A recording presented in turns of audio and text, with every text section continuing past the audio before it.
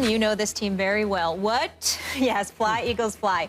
What should the Eagles do with Bradford? Right now, they should keep him. And I think you keep him all the way until you draft a quarterback. And then there might be some teams that call you if you take a quarterback, which they're going to do.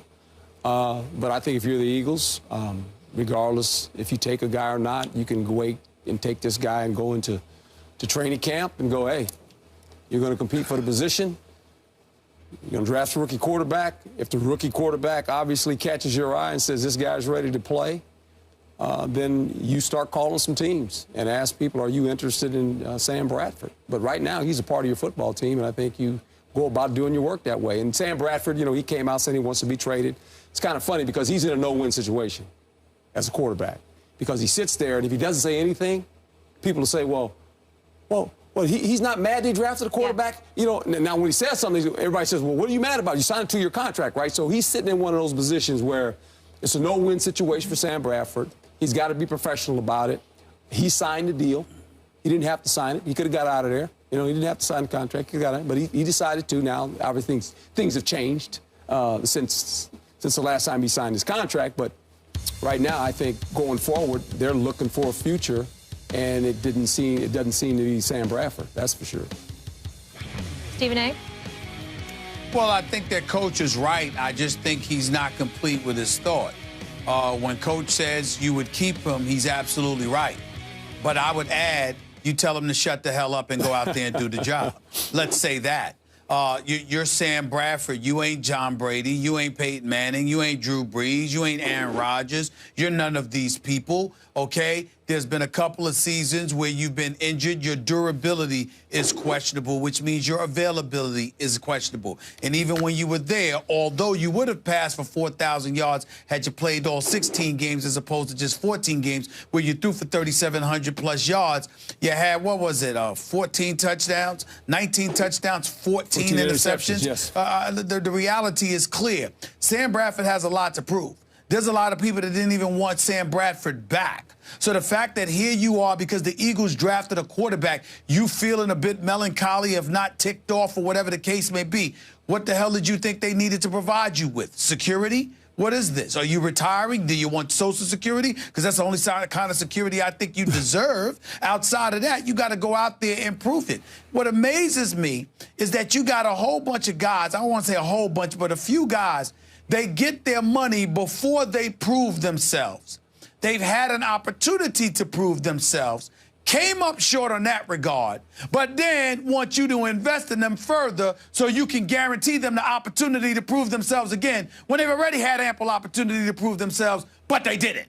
And all I'm saying is Sam Bradford, not only did he sign a contract, he didn't play last year for free. When he missed 9 games due to his injury, he was still getting paid. When he missed 6 games in 2011 due to injury, he still got paid. So now somebody has the temerity, the unmitigated gall to sit there and tell you that you need to step up and earn your job unless if you want that kind of security, and he's whining about how he wants to get traded, be quiet, kick rocks, shut up, and go out there and play and prove that you are worthy of the investment that you want them to make in you.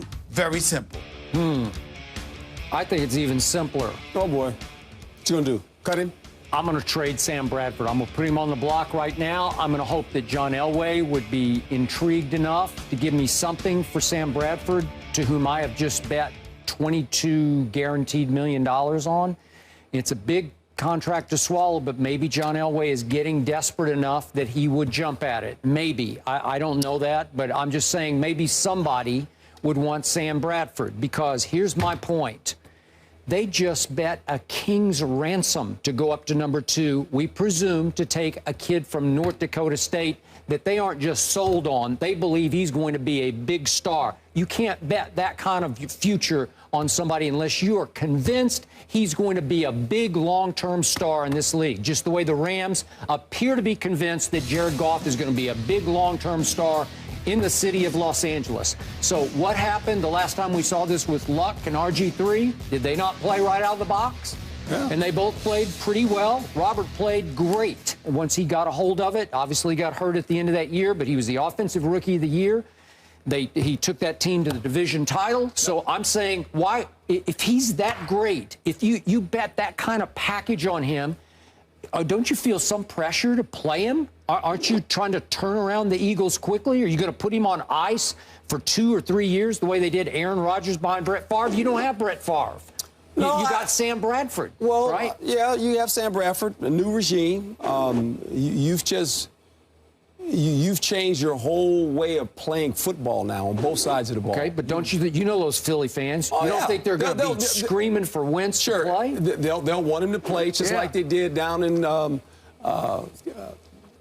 Jacksonville with Bortles. And I said you should play Bortles. I said play the guy. Why do you wait? Just play. Okay. The Eagles are maybe in a little bit different right now. Maybe they feel like we're closer than maybe Bortles was. Okay, but maybe because they're closer, they could surround him with better talent than Bortles got surrounded with. But I don't think you trade him now. I think if you want to trade him, you wait till the draft's over with. Because there's going to be you could wait till after the draft. There's going to be some teams. There's going to be some teams that want a quarterback, can't get one. Then he's more valuable to you. Okay, sure. So okay, no, I got it. But you were saying hold on to camp. Well, and I'm saying soon. I would. What I'm saying is, because you never know what's going to happen with this young kid. I mean, you can say, well, put all on him. You better know. But what if he got hurt or something happened in camp? You don't know. You gotta forbid. Remember, you have. He's part of your organization. Okay. You can do what you want with him. But let's put this other guy. Let's get him out on the field. Let's watch him play. Because the one thing you cannot do, and you can't deny the players, is that when you go to work every day and they watch guys practice, every player listens to his eyes. He watches other guys play. And if Wentz or whoever your rookie quarterback is lighting it up, you can't walk back in that locker room as a head coach and say, you know what, we're going to start Bradford because we paid him $2 million. The players are going to say, Coach, that guy's a better player. You need to play this guy. Okay. So what if you're coaching these Eagles and you go to camp with all 3 quarterbacks because you signed Chase Daniels your backup, right? And you gave him some money. Yep. Okay. So John Gruden made the great point. You got 3 quarterbacks. You're paying a lot of money. Okay, what are you going to do? Well, first of all, the only one that knows the offense is Daniels. So you don't have to worry about him. He's not going to get as many reps. He's not going to be a starter. He is the backup guy. Okay. You know that. Yep. You're just trying to determine now, is it going to be the rookie that you draft, or is it going to be Sam Bradford? And it's probably at the end of the, you mean? On reps. That's who's going to get the reps. That's who's going to get the reps, okay? Okay. Chase Daniels has the reps. All right. He's gotten them for Because 2-3 years in Kansas City. He All right. knows the offense. Okay. He's there to be the backup quarterback. Okay. Who's the starter? But all I ever hear is that Doug Peterson and Frank Reich and John DeFilippo are quarterback makers. And I think there's a little bit of a runaway theme going on here. I think they're getting a little too much credit. But whatever, if they're that good, if they can immediately transform this kid from North Dakota State into a pro quarterback, you should go for it, man. Let's see it. That will be their intentions. They want to get him caught up as fast as they can with professional football. Okay. And if that is the fact, after the second preseason game, if you're looking at this kid and say, you know what, we got to get more reps. He's got to play. Then you're on the phone, and you're trying to deal Sam Bradford. Okay. By that, it may be too late at that point for John Elway. I don't know that. Yeah. Don't know that. We'll see. Know that. Interesting how it all plays out. When we come back, Kevin Durant bounces back in a big way, but who are the real Thunder? That is the question. What happened to those Who Thunder? are they, Herm? They won, them Thunder. They blew them boys out, huh? Yeah. Yeah. You worried about them Thunder, huh? Them Thunder might get a hold of the San Antonio Spurs, huh? I like mess this, around with Herm. Kevin Durant. Bring it on. Bring it on. I'm ready. Okay. We gonna see. Gonna get interested. The Cavs and Pistons face off tonight in Game 3 at 7 Eastern on ESPN. The Cavs have a 2-0 series lead, but now the series moves to Detroit. Stephen A., you are in Detroit. What do you expect to see tonight? What I expect to see is an explosion from LeBron James. Again, I like Stanley Roberts a lot. I think he's got a very bright future, but he opened his mouth in a way that even Coach Stan Van Gundy admitted made him cringe a little bit. And I expect LeBron James to make him pay for it. Certainly, he might decide to be judicious and put up a triple-double, or he may just go berserk, Skip, and drop 40 to 50.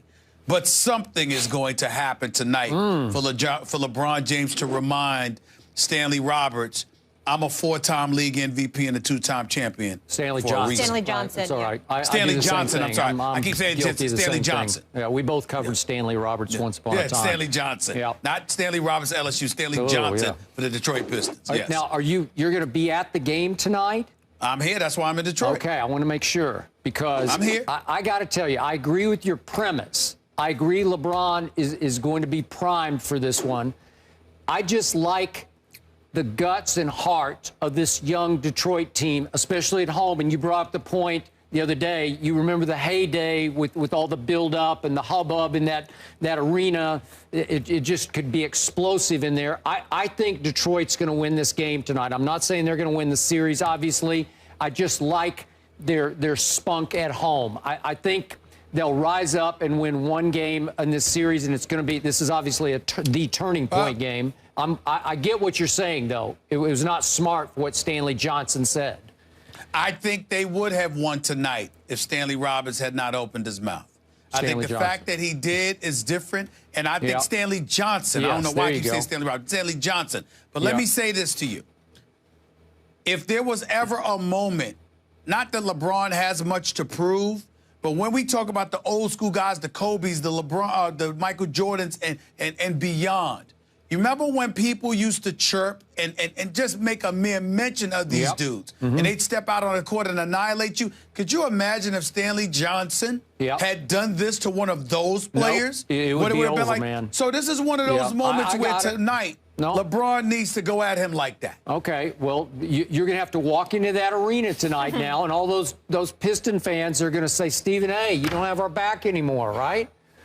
Well, I love Detroit. I think it's a great sports town. And I love Stan Van Gundy and the job that he's done. Yeah. But that doesn't mean, and I like Reggie Jackson. I like Stanley Johnson. So do I. I like Andre Drummond. But I don't think you're good enough to beat LeBron if LeBron comes out there hell-bent on destroying you.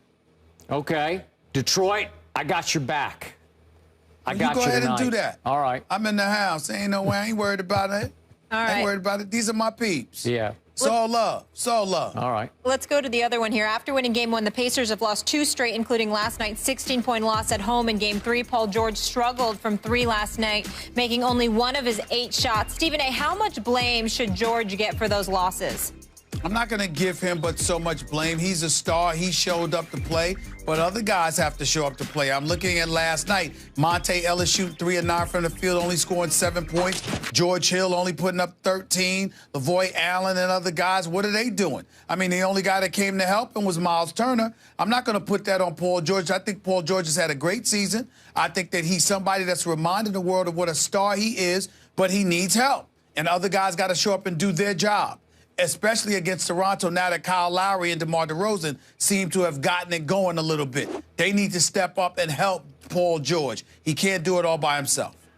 Okay, but after the Pacers convincingly won Game 1 at Toronto, you and I both said, that's it, Indiana's going to win this series. I think we both said in 6 games, right? Yeah. And the Pacers came up small in Game 2 and smaller at home in Game 3. Right. And I get what you say about Monte Ellis. I have no idea what this was. This was just nothing. I don't know what happened. He didn't show up. He didn't show up. But Paul George, we both agreed, is easily the best player on the floor.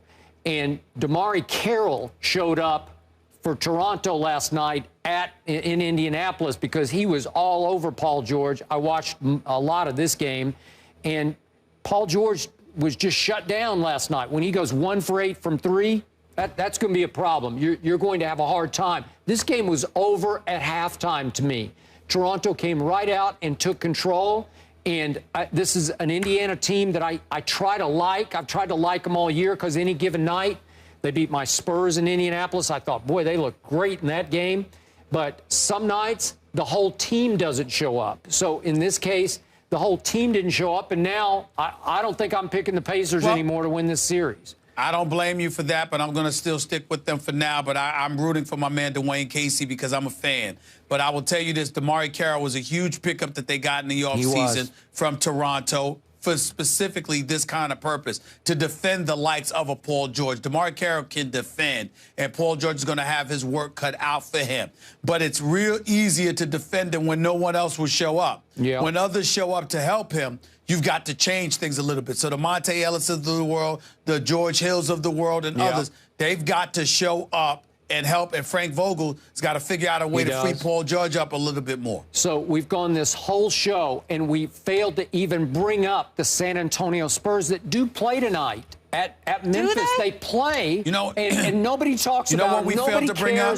No one does. Just America's You know what we failed to bring up, Skip? Yeah. My man Jake Arrieta for the Chicago Cubs pitching a no-hitter. That's what we failed to bring up. We care about the Spurs more than that. Well, I care about the no-hitter, too. I care about Steph Curry finishing fourth and most improved. Yeah, let's talk about everything. We've got 5 seconds left. I do have your back, San Antonio. Oh, here we go. You keep on doing that against Memphis. Stephen, what a risk. You're really going out there on a limb.